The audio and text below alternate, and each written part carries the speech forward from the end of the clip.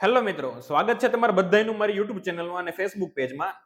આજે મારે તમને એક વાત કેવી છે કે આપણે જાન પરણીને આવે, જે બરાબર ધારો કે સમજો કે મારા લગ્ન હોય અને હું પરણીને ઘરે આવું પાછો, ત્યારે ફટાકડા ફોડવા, ઢોલ વગાડવા, મતલબમાં અડધી રાતે તમારે બધાને જગાડવા, એ કોઈ શાસ્ત્રમાં લખેલું છે કે મતલબમાં કઈ એનો એવા કઈ નિયમો છે કે તમારે તમે વિદાય મતલબમાં છોકરી વિદાય કરીને આવે જ્યારે આપણા ઘરે બરાબર ત્યારે આપણે આવું બધું ઢોલ વગાડવાનું, ફટાકડા ફોડવાની એવું કઈ.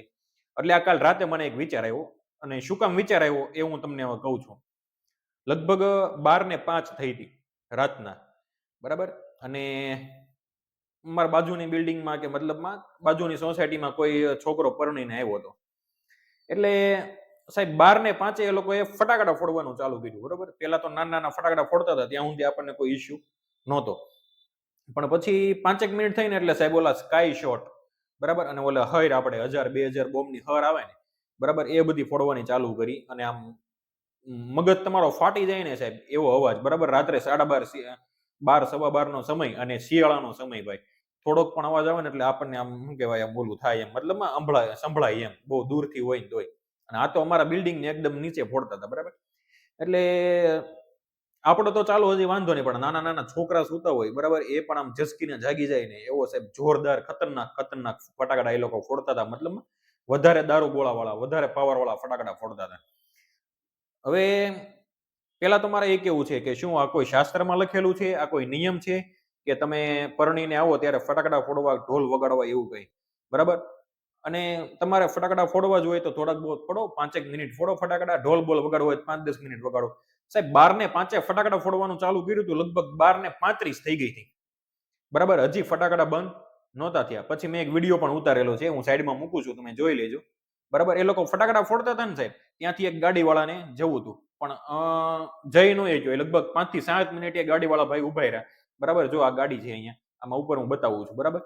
ફટાકડા ફૂટવાનું બંધ થયું ને પછી એ ભાઈ રાત્રે ગયા. હવે એ ફટાકડા ફૂટવાનું બંધ થયું ને 12:35 આજુબાજુ, 12:05 થી 12:35 લગભગ 30 મિનિટ સુધી કન્ટિન્યુ ફટાકડા ફૂટ્યા, બરાબર. આ 30 મિનિટ સુધી તે ભાઈ એટલો બધો ઇસ્યુ નહોતો. પછી 4 થી 5 જણા ઢોલ વાળા વગાડ્યા.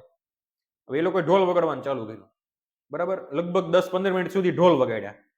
પછી પાછો 1:45 થયો ને, હવે 12:50 જેવું થયું હતું, બરાબર. પછી બંને ચાલુ થયું, ફટાકડા થોડા વધ્યા હતા એ ચાલુ છે અને ઢોલે ચાલુ હતા. ભાઈ એવું 10 મિનિટ ચાલ્યું, એટલે 12:55 સુધી લગભગ આ કાર્યક્રમ ચાલ્યો. 12:01 વાગી ગયો તો સમજો ને, લમસમ. એટલે 1 કલાક સુધી આ બધું ન્યુસન્સ થયું. તમે ધુમાડો જોવો સાહેબ, આમાં આ વિડીયો ઉતારેલો છે મેં, એમાં ધુમાડો બતાવી છે. હવે આ બધું કેટલું યોગ્ય અને આમાં કેટલા પૈસા વપરાણા છે એ હું તમને કહું. તમે સાહેબ અડધી કલાક ફટાકડા ફોડો ને એટલે લગભગ 20 થી 25 હજાર રૂપિયાના ફટાકડા વયા જાય, બરાબર. બાકી ઓલા ઢોલ વાળાને પૈસા આપવાના એ બધું ચાલો હજી થોડુંક ઘણું બધા કરતા હોય, પણ આ ફટાકડાના પૈસા તો જુઓ સાહેબ. હવે સગવડતા હોય એ કરે એનો વાંધો નહીં, આમાં સગવડતા ન હોય ને એ બધા બીજાની વાહે વાહે ફટાકડા ફોડતા હોય. અને આ તો પેલા કરવાની જરૂર જ નથી. પહેલી વાત તો એ ફટાકડા ફોડવાની જરૂર છે જ નહીં, તમે જયારે પરણીને આવો ને ત્યારે.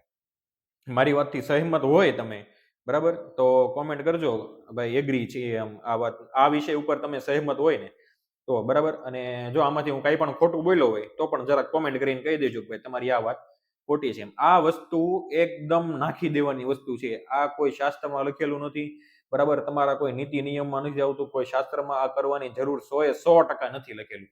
મેં ક્યાંય નથી વાંચ્યું. તમે વાંચ્યું હોય ને તમારા ધ્યાનમાં હોય તો મને જણાવજો, બરાબર છે. અને આવી રીતે સાહેબ રાતે અડધી રાતે 1-1 વાગે કોઈને જગાડવા, 12:30-1 વાગે, એ કેટલું યોગ્ય. તમે પરણીને આવ્યા છો, શાંતિથી ભાઈ તમારું જે કામકાજ હોય એ પતાવીને સુઈ જાઓ, બરાબર. એમાં કોઈને જગાડવાની શું જરૂર છે? બધાને હરખ હોય જ તે ભાઈ. લગ્ન કર્યા, મારા લગ્ન થયા, મને હરખ હોય, બરાબર. પણ હરખ અડધી રાતે બધાને આખા ગામમાં તમારે ન કહેવા જવાનું હોય, બરાબર. હરખમાં તમે જે ઓલા વરઘોડો લઈને ગયા હોય ને બધું હરખ એમાં આવી ગયો હોય, એટલે પછી આ બધું કરવાની કઈ જરૂર હોતી નથી. બાકી કરવું હોય તો બધા કરવાના છે, આપણે ગમે એટલું બોલીએ તો. કરવું હોય કરો તમ તારે બિંદાસ. પણ આ તો એક શું કહેવાય, મને વિચાર આવ્યો ને એટલે મેં તમારી સમક્ષ રજૂ કર્યો. બાકી ભાઈ વિડીયો સારો લાગે તો, આપણા ટોપિક સારા લાગતા હોય તો લાઈક કરી દેવાની, કોમેન્ટ કરી દેવાની, શેર કરી દેવાની, યુટ્યુબ ચેનલમાં સબસ્ક્રાઇબ કરી દેવાનું, ફેસબુક પેજને ફોલો કરતા જાજો ભાઈ. Thank you.